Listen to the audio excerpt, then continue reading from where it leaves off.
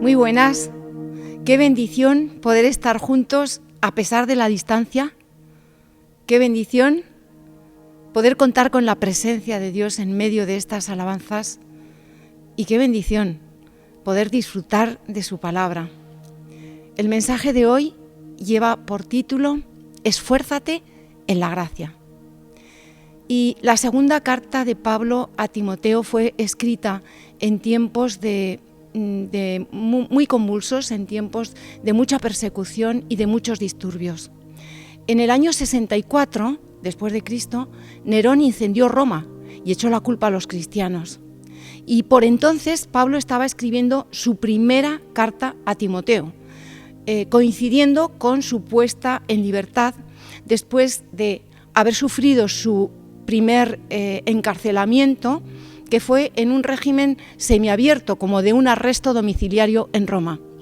Después de esto, Pablo continuó viajando, continuó enseñando y por fin entre los años 66 y 68, Pablo es definitivamente apresado y esta vez con muchísimo más rigor, y desde una mazmorra romana él escribió su segunda carta a Timoteo.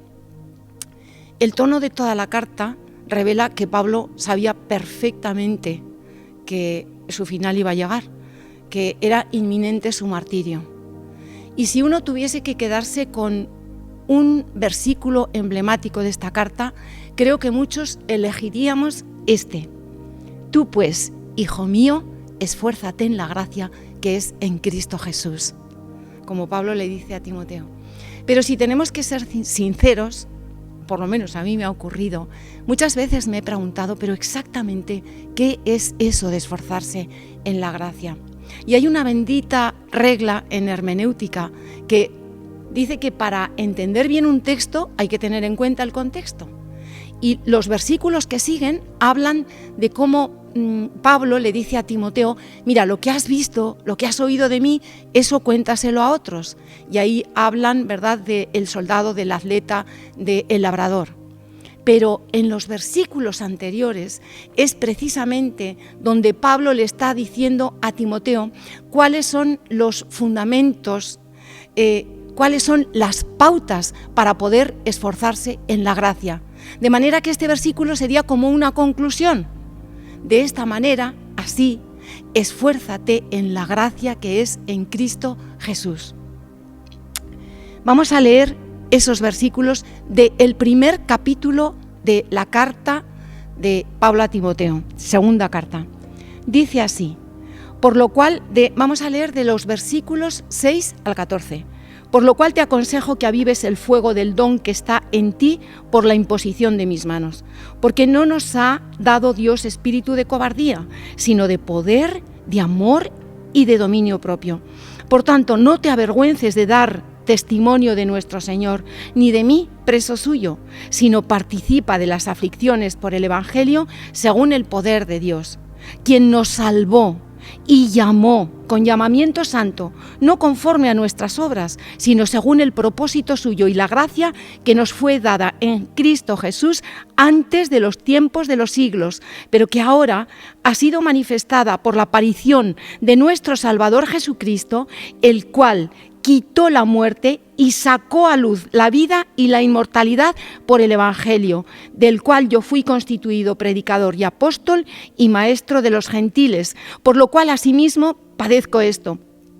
Pero no me avergüenzo, porque yo sé a quién he creído y estoy seguro de que es poderoso para guardar mi depósito para aquel día. Retén la forma de las sanas palabras que de mí oíste, en la fe y amor que es en Cristo Jesús. Guarda el buen depósito por el Espíritu Santo que mora en nosotros. Y a día de hoy, que estamos en el bimestre de la gracia, Dios nos viene a decir: esfuérzate en la gracia que es en Cristo Jesús. Y vamos a ver cuáles son esas pautas que Pablo le está dando a Timoteo en este primer capítulo de su segunda carta. Primero le dice: aviva el fuego del don que hay en ti. Entonces la pauta sería avivar el fuego del don que hay en nosotros. Y resulta asombroso cómo Pablo, que sabe que va a ser decapitado en breve, es capaz de tener ánimo para infundir pasión, coraje y aliento a los suyos. Y Ya en la carta anterior, en la primera, ya le había dicho a Pablo, no descuides el don que hay en ti, cuídate de ti mismo, cuida la doctrina. Y la palabra que aquí se traduce como don, en griego es carisma, que significa precisamente el don o los dones, se traduce por los dones espirituales. Es como que Pablo está siendo consciente de que Dios ha capacitado de una forma especial a Timoteo para que pueda pastorear esa iglesia que el propio Pablo le había encomendado, la iglesia de Éfeso. Es como un don necesario y específico para cumplir su ministerio. Pero mira, así mismo es con cada uno de nosotros. Y tú puedes decir, no, yo no soy pastor, yo no tengo ese ministerio. Pero si tú formas parte de IBETEL, yo te digo que tú eres pastor o pastora en tu casa, que eres pastor de tus amigos, que tú eres pastor de tu vecindario, que tú eres pastor en tu lugar de trabajo, que eres pastor de tus 10 de la tarjeta de Operación Andrés, que eres pastor de los que consolidas. La consolidación es la primera fase del pastoreo. Por cierto, no sé si los estás llamando, y si no lo estás haciendo, te ruego encarecidamente que esta misma semana les llames. Tú ejerces influencia decisiva, determinante sobre todos ellos. Y es cierto que si nos callamos, las piedras hablarán.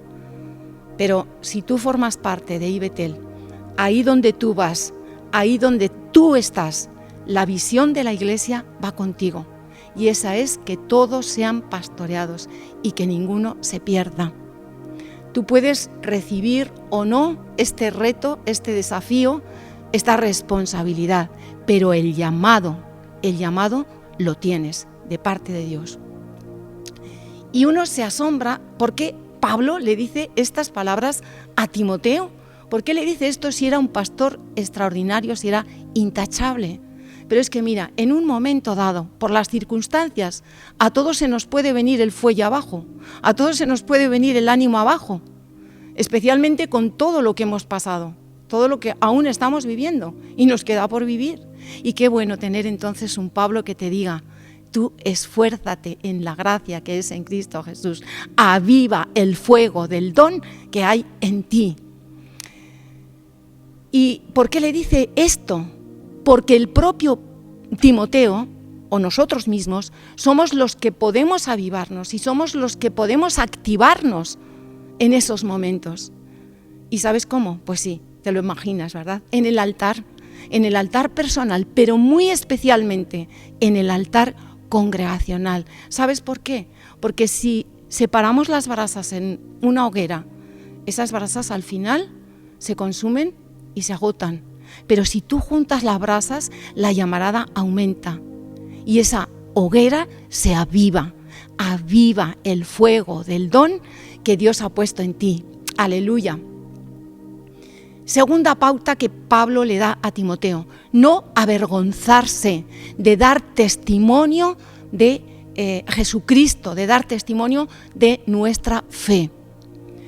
Y para eso, dice, en el contexto que nos ha dado Dios, no nos ha dado espíritu de cobardía, sino de poder, de amor y de dominio propio. Vamos con el amor. Mira, el amor es necesario para seguir dando testimonio a esas personas que muchas veces como que te ignoran o que incluso se burlan de ti. No digo que te persiguen porque de momento parece que no nos van persiguiendo, pero todo se andará. Pero hay que tener amor para seguir dándoles el testimonio.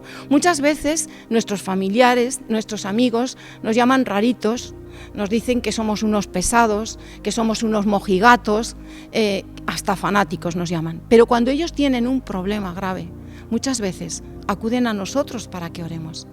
Yo sé que no es fácil dar testimonio a alguien que te ha ofendido, que te ha herido profundamente, pero cuando tú eres capaz de hacer eso, algo se rompe en el mundo espiritual y ahí caen barreras y caen fortalezas que parecían inexpugnables, fortalezas que parecían invencibles. Dios nos ha capacitado a sus hijos, a los creyentes, para poder amar más, aun siendo menos amados. Además de esto, el poder es necesario cuando nosotros vamos a predicar el Evangelio, cuando nosotros vamos a dar testimonio de Jesús.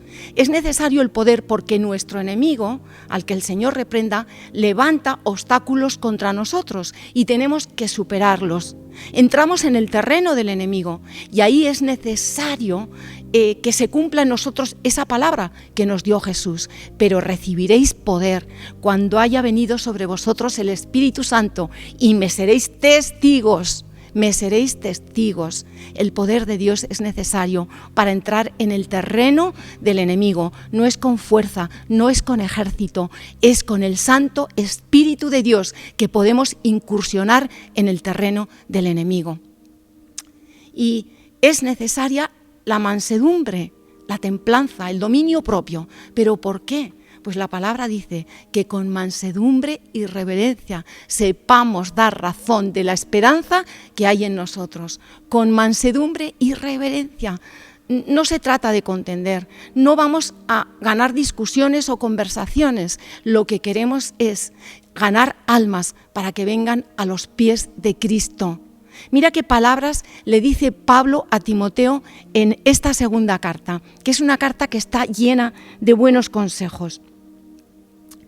Le dice: pero desecha las cuestiones necias e insensatas sabiendo que engendran contiendas, porque el siervo del Señor no debe ser contencioso, sino amable para con todos, apto para enseñar, sufrido, que con mansedumbre corrija a los que se oponen, por si quizá Dios les conceda que se arrepientan para conocer la verdad y escapen, tremendo este versículo, y escapen del lazo del diablo en que están cautivos a la voluntad de Él. Así es como están las almas que no conocen a Dios, que no han tenido ese encuentro con Jesús de Nazaret, cautivas en el lazo del diablo y a la voluntad de Él. No hay lucha contra carne y sangre, sino contra principados, contra potestades, contra gobernadores de las tinieblas de este siglo, contra huestes espirituales de maldad en las regiones celestes. Eso es lo que dice la palabra. Segunda pauta: saber a quién hemos creído. Y Pablo lo tenía clarísimo, sabía en quién había creído. Ahí, en estos versículos, hace una descripción tremendamente ilustrativa de lo que Jesús hizo, Él dice que nos ha salvado y que nos ha llamado por gracia. Ahí mete en el mismo paraguas de la gracia la salvación y el llamado. Y nos recuerda que no es por obras, que la gracia nos es dada en Jesucristo, nos es dada desde antes de los tiempos, de los siglos. O sea, insiste en decir que la gracia es eterna.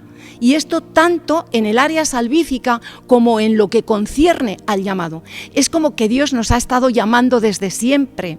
Y desde siempre Él ha sabido quiénes eran los hombres y las mujeres que iban a responder a su llamado. ¿Quiénes iban a entrar en la brecha de la intercesión? ¿Quiénes iban a ser los pastores, los maestros, los evangelistas? Gloria al Señor. Pero Jesús no solamente nos salva y no solamente nos llama. Según estos versículos, mira lo que dice: quitó la muerte y sacó a luz la vida y la inmortalidad. Esa es una de estas cosas que no tendríamos que olvidar jamás y que tendríamos que tener presentes todos los días de nuestra vida, que tendríamos que tener escrito ahí como en una especie de pantalla extendida delante de nuestros ojos para poderlo leer varias veces al día. Jesús quitó la muerte y sacó a luz la vida y la inmortalidad. Esto tenemos que recordarlo muy especialmente cuando perdemos a un ser querido, cuando alguien que amamos, quizá un hermano, parte con el Señor, pero también cuando el enemigo de nuestras almas viene a asustarnos, dándonos una perspectiva oscura de todo lo que está pasando y atribuyéndolo como una victoria suya. No es así, no es así. Mira, el plan de Dios se cumple inexorablemente y al enemigo hay que decirle que él ya ha sido vencido, que él ya ha sido exhibido públicamente, puesto en evidencia y que ha sido despojado de su poder en la cruz del Calvario. Gloria al nombre de Jesucristo, gloria al nombre de Jesús. Cuarta pauta, retén la sana palabra. Pablo estaba tremendamente preocupado por la palabra, estaba preocupado por la doctrina. Mira, la palabra doctrina casi en todas sus cartas aparece 1 o 2 veces, pero es que en estas 2 cartas de Pablo a Timoteo aparece hasta 10 veces. Estaba preocupado porque sabe que nuestro enemigo, que es el padre de mentira y que el Señor le reprenda, nuestro enemigo quiere retorcer la doctrina, quiere contaminarla, quiere adulterarla. Y él, que sabe que le queda poco tiempo, Pablo, y que sabe que su sucesor lógico es Timoteo, quiere inculcarle que tiene que permanecer en la sana doctrina para poder afrontar las herejías que vendrán. Pero también así es con nosotros. Mira lo que le dice Pablo a Timoteo para prevenirle. Esto está en el 3er capítulo de esta segunda carta. Y dice así: también debes saber esto, que en los postreros días vendrán tiempos peligrosos, porque habrá hombres amadores de sí mismos, avaros, vanagloriosos, soberbios, blasfemos, desobedientes a los padres, ingratos, impíos, sin afecto natural, implacables, calumniadores, intemperantes, crueles, aborrecedores de lo bueno, traidores, impetuosos, infatuados, amadores de los deleites más que de Dios, que tendrán apariencia de piedad, pero negarán la eficacia de ella. ¿Te suenan? Estamos en los postreros tiempos. Tenemos que permanecer en la sana doctrina, porque mira lo que le dice a continuación en los versículos 14 y 15. Pero persiste tú en lo que has aprendido y te persuadiste, sabiendo de quién lo has aprendido, y que desde la niñez has sabido las sagradas escrituras, las cuales te pueden hacer sabio para la salvación por la fe que es en Cristo Jesús. Así es con nosotros. Hoy Dios nos viene a decir: persiste en la doctrina que tú has aprendido, persiste en esa sana doctrina, persiste en las sagradas escrituras que te pueden hacer sabio para la salvación por la fe que es en Cristo Jesús. Persiste en la sana doctrina, lee la palabra de Dios, instrúyete, fórmate en ella, no dejes ni un solo día sin leerla. Muchas veces te sorprenderá con respuestas inmediatas a preguntas que tú te has hecho por tiempo y que no te has sabido contestar. La palabra de Dios es necesaria para nuestra vida. ¿Sabes cómo termina este capítulo? Dice: toda la escritura es inspirada por Dios y útil para enseñar, para redarguir, para corregir, para instruir en justicia, a fin de que el hombre de Dios sea, y la mujer, perfecto, enteramente preparado para toda buena obra. Para toda buena obra. Quinta pauta: guardar el buen depósito por el Espíritu Santo que mora en nosotros. Guardar el buen depósito. Y yo me preguntaba otra vez, ¿pero qué significa lo del buen depósito? Porque si vamos a las versiones más modernas, resulta que traducen esta palabra por palabra, por doctrina, por enseñanza, pero esto ya lo hemos tratado anteriormente. Por otro lado, otra versión moderna la traduce por tesoro, y quizá esté más acertada esa traducción en esa versión moderna, porque la palabra original en griego lo que significa es garantía, y sabemos lo que es la garantía, ¿verdad? Algo que tiene un valor y nos asegura que vamos a obtener otra cosa. Y en la carta a los Efesios, curiosamente, se nos dice que el Espíritu Santo es las arras de nuestra herencia, o sea, la garantía de que vamos a conseguir nuestra herencia. Pero obviamente en este pasaje nos está refiriendo al Espíritu Santo, porque dice que Él nos ayudará a guardar ese buen depósito. Y pensando sobre todo lo que Dios nos ha dado de gracia, yo empecé a traer a mi mente regalos que el Señor nos ha hecho. Por ejemplo, por ejemplo, la regeneración y la renovación por el Espíritu.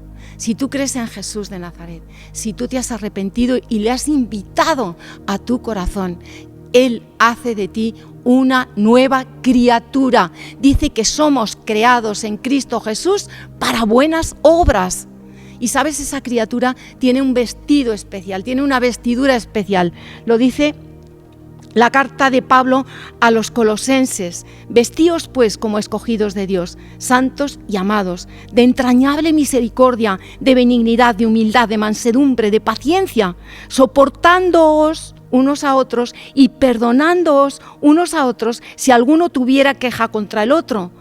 De la manera que Cristo os perdonó, así también hacedlo vosotros. Y sobre estas cosas, sobre todas estas cosas, vestíos de amor, que es el vínculo perfecto. Por eso, cuando tú veas que de tu corazón nace todo esto, que de tu corazón nace la humildad, que nace la mansedumbre, que de tu corazón nace la misericordia, no creas que esto es mérito tuyo. Esa es la buena, la nueva criatura que Dios ha regenerado en ti, y eso es precisamente la garantía de lo que un día vas a recibir. Gloria al nombre del Señor. Pero además el Espíritu Santo quiere renovarnos, el Espíritu Santo quiere llenarnos para que nos renovemos continuamente, porque seguimos en este mundo y necesitamos una renovación constante. Por eso no te quedes con lo que recibiste el día de tu conversión, no te quedes con eso, vea por mucho más, porque Dios tiene más y además te lo quiere dar. Su gracia fluye imparable desde Él hacia nosotros, pero no te va a obligar a nada. Tú tienes que desearlo, tienes que anhelarlo y tienes que clamar y pedírselo, y Él te lo concederá. Pídele, tú quieres todo lo que Él tiene para ti, quieres el paquete completo. Gloria a su nombre. La fe también forma parte de ese depósito, la certeza de lo que se espera, la convicción de lo que no se ve, ¿verdad? Pero la fe no es fruto de mi esfuerzo personal. La fe no es que yo haga un salto al vacío y me tape los ojos. La fe es otra vez un don de Dios. Dios nos lo da para que la guardemos y para que la desarrollemos. Y mira lo que dice Pablo al terminar esta carta, que ojalá un día tú y yo podamos decirlo también. He peleado la buena batalla, he acabado la carrera, he guardado la fe. Guarda la fe, que es don de Dios. Aleluya. Los pensamientos, tenemos la mente de Cristo. Gloria a su nombre, otro don maravilloso. Eso es lo que hace posible que cumplamos un mandamiento que ahí está por boca de Pablo, dicho a los filipenses en su carta. Por lo demás, hermanos, todo lo que es verdadero, todo lo honesto, todo lo justo, todo lo puro, todo lo amable, todo lo que es de buen nombre, si hay virtud alguna, si algo digno de alabanza, en eso pensad.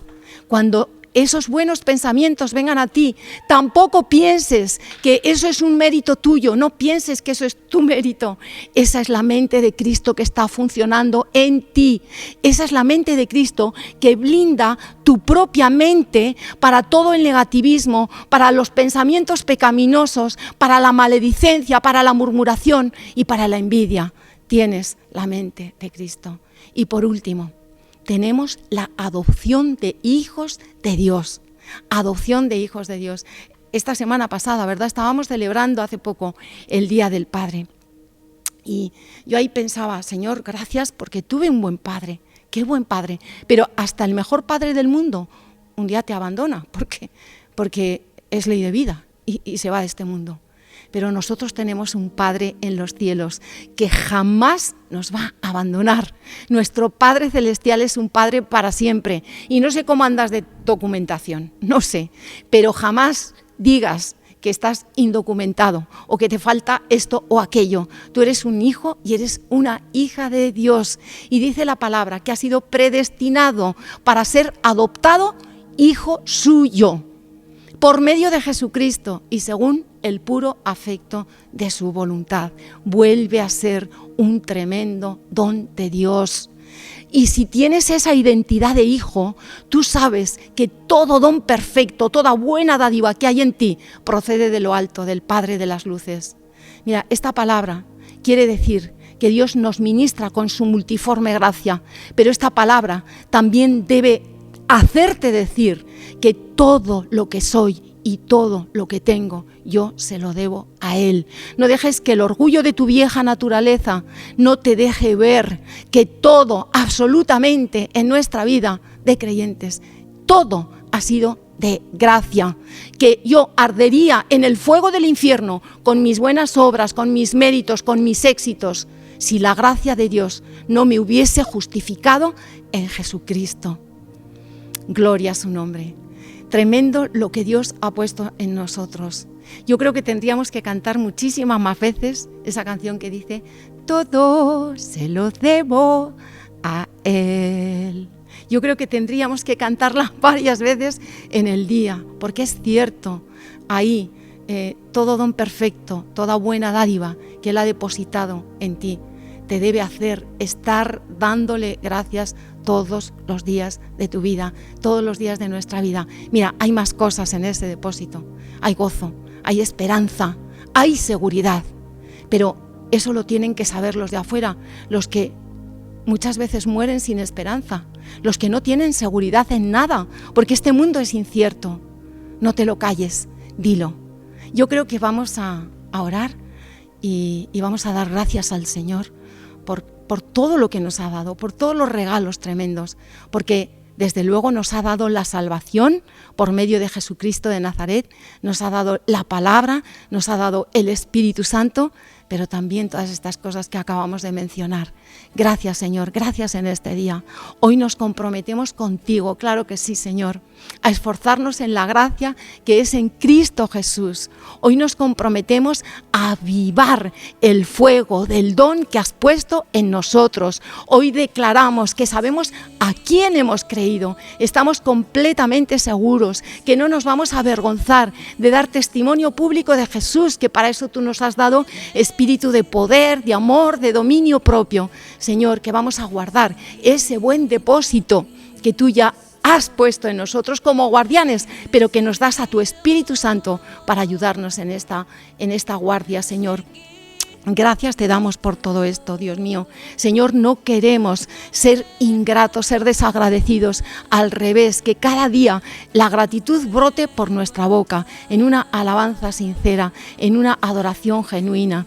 Y Padre Celestial, queremos encomendarte también a toda nuestra iglesia, a nuestra querida iglesia Betel, con nuestros pastores principales al frente, con todos los responsables pastorales, con los líderes, con los asistentes, con cada uno de los miembros de nuestra iglesia, pero incluso con aquellos que hoy han llegado por primera vez a nuestras congregaciones o aquellos que han venido por primera vez y se han conectado al online.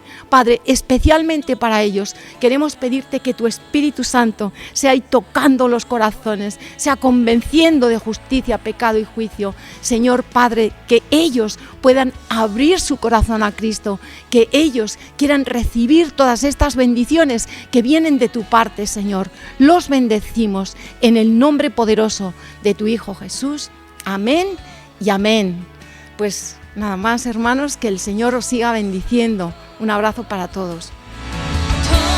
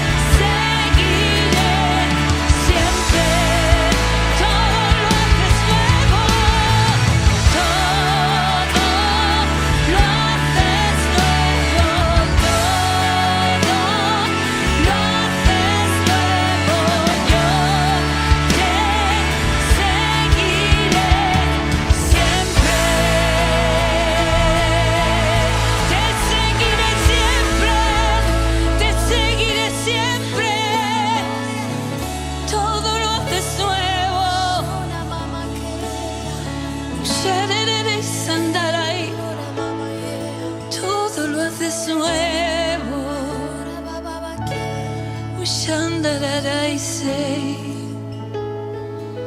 todo lo haces nuevo.